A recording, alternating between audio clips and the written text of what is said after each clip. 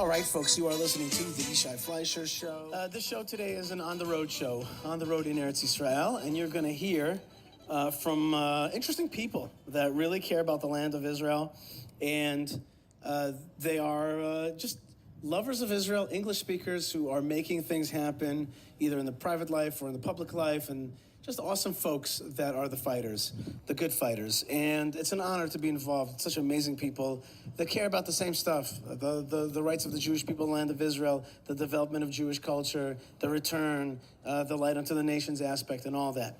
So we'll go to the Temple Mount. I really wanted to come up this week on the Temple Mount because it says in this week's Torah portion, L'shichnot tidreshu bat hashama, to his dwelling place you shall yearn and find and look for and go there. By the way, the Tidrashu is in plural. As a nation, we have to look for it. But Bat Hashama is in singular. Like each person is supposed to go up. And I wanted to make sure that, and that's for me the verse that kind of like always says to people, I tell people, they're like, this rabbi and that rabbi. I'm like, forget it. It says in the Torah to come up. And certainly the Rambam did and others. But like, let's be simple about things. Let's have simple faith. Now, one of the people who has great faith is my friend MJ, Dr. Melissa Jane Kronfeld. You're MJ. Everybody knows who's MJ, and you have become a household name in the nationalist community here in Israel, Judea, and Samaria. You are blonde, blue-eyed. You have some tattoos. Many of them are a holy issue, but you are certainly a character out here in these parts. But you live in Tel Aviv. You come out to Judea and Samaria, and if you go to your pictures on Instagram, you see a lot of Temple Mount, and you went on Temple Mount with our good friend Ben Shapiro, and twice in the past month. It was great. All right, so let's just tell me a little bit about why we're up here today. So we come up here every single day that Jews are permitted on the Temple Mount, because it may be surprising to some of your listeners or not, but the Temple Mount is only open to Jews on Sunday through Thursday for approximately 4 to 5 hours, depending on the whim and the will of the Israel police and, of course, of security measures. And you can also discount days that are Muslim holidays and always Shabbat. So we come up here each and every single day that this place is open to remind the Israeli government that we are not going to give it up. We will not sacrifice the temple, to remind the Israel police that they cannot dominate the situation up here. And we do that by coming and acting in passive resistance and civil disobedience. But most importantly, we are normalizing Jewish presence on the Mount. We are reminding the Waqf and our Arab Israeli friends this is first and foremost a Jewish site. And the only way to do that is to be physically present, is to actually be a part of the history that we are making. You know, people often talk about being a witness to the Shoah. And we are being a witness to the Beit HaMikdash. We are witness to that. And yet there's all kinds of people who say it's not right to go up, it's too holy, or it's not the right time, and there's a million reasons not to, and this has stirred up a lot of stuff. Now, the other thing that's stirred up is that there used to be this thing called status quo. Status quo is a bad word. It's like a 4-letter word, which means Jews can't do what they want, usually, while the other side gets to continue to take over. But today we are breaking the old status quo. Somebody just said to me, like, is it right that we're praying here? We just did a full mincha afternoon prayer here, mostly without being stopped, and we did it right. We did the afternoon prayer facing from the east gate, from the eastern wall, to the west. We're facing towards the western wall, but of course towards the Temple Mount itself. So status quo is being broken. Tell me about that.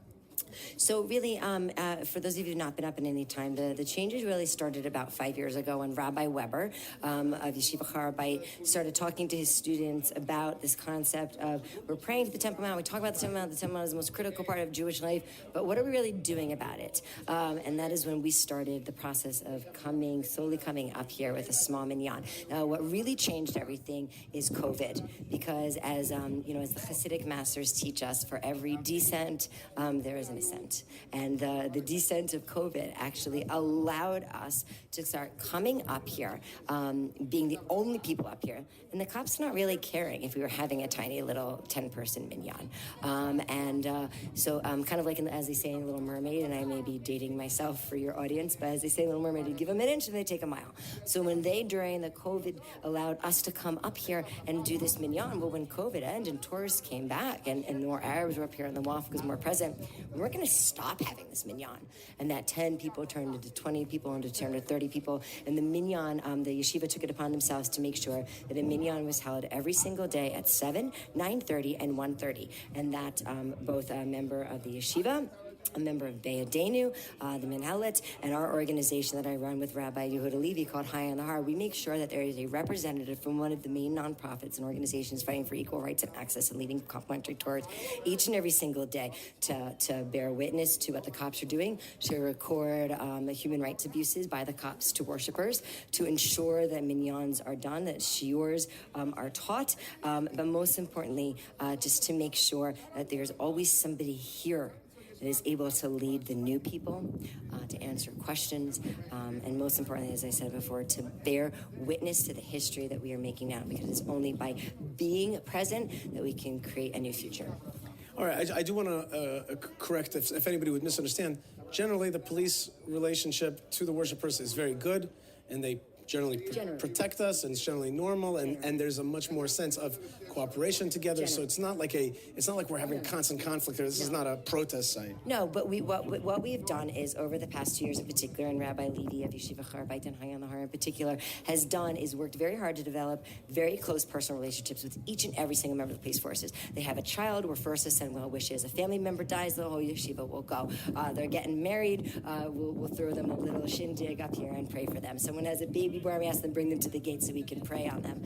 And in so doing, what we have done is we have kind of proven to them that we, like in any civil rights movement, when you humanize the quote-unquote enemy, which we are, when you destigmatize the so-called radicals, which we are, when you prove the normalcy of the so-called extremists that we are, you fall in love with us. We're a fun group of people. We're a bunch of religious people. As you said, I'm blonde hair, blue-eyed, and covered in tattoos about Mashiach. I'm hard, I may not always be the most pleasant, but I'm hard not to love, and people like myself and Rabbi Levi and Rabbi Wolfson and Rabbi Tower, who's walking in front of me, and my friend Rami and yourself, we're the kind of people that you want to get to know, and the cops are people too.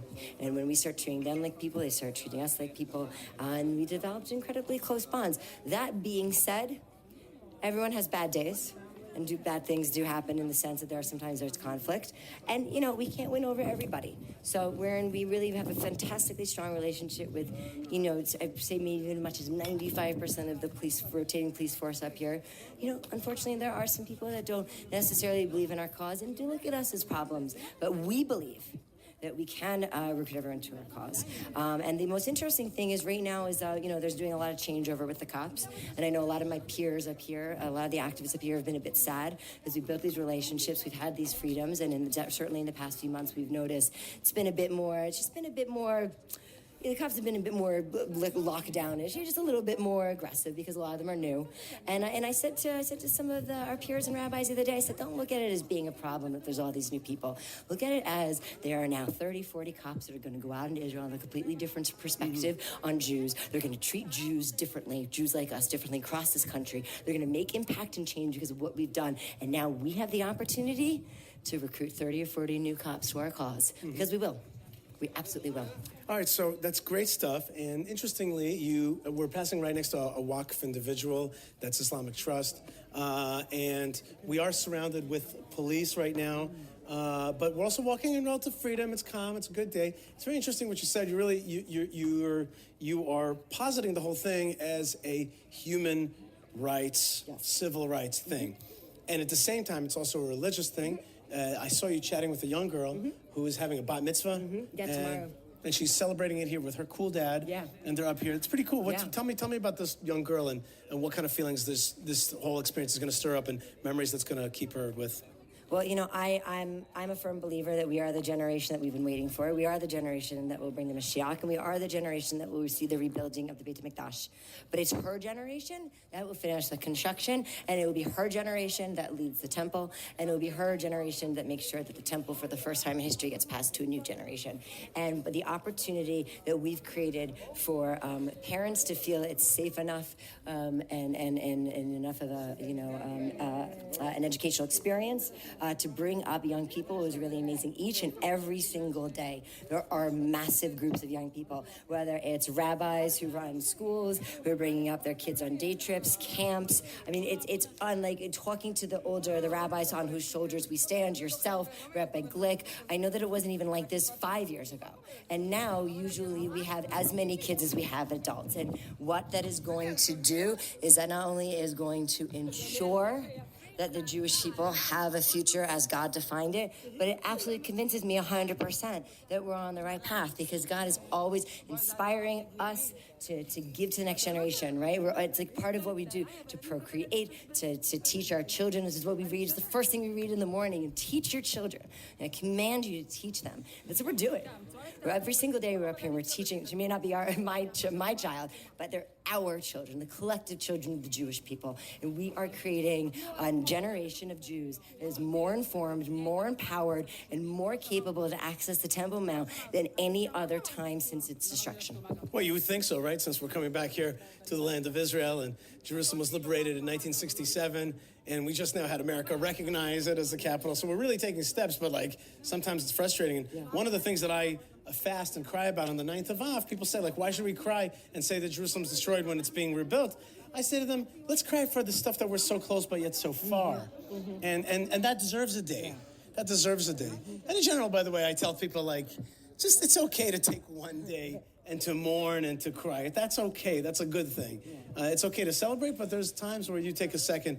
So we said civil rights. We talked about police. I wanted to say that I'm walking right now in my socks because we take off leather shoes here. And the truth is, I like walking around barefoot. So it's a great... But that's not the only reason. Traditionally, the priests would walk around barefoot. Traditionally, it's limestone now, but traditionally, the ground was made of marble because it would stay cool in the winter and not too cold, cool in the summer and not too cold in the winter. Pretty cold in the winter. They had a heating room. They had a room with a fire underneath the floor to heat their feet. Yes. They would be freezing. Their feet would be freezing. They had a special room to warm their feet. So it was a challenge, yes. Well, but during the summer, though, it was very useful to have the marble floor because this limestone is very hot right now, so I'm sure you can feel a little bit. But that's, it's also in reverence to God, like what is more humbling and what is more kind of vulnerable than, kind of having like no shoes. It's almost like, so where can I run? Where can I go? I can only move as fast as God will let me travel, especially because unfortunately here on the Har, the Arabs, our Arab brothers and sisters, they don't treat this place so much as a holy place. And, there are frequent times where we come up here and we found that they scatter glass along the route. So we're always, a lot of our members, a lot of our activist group, of which about 30 or 40 people that come here each and every single day, they take great care to look for those people who don't wear shoes. We're always looking for glass. We're always looking for things that may have been dropped on purpose to hurt our sisters, our Jewish brothers and sisters.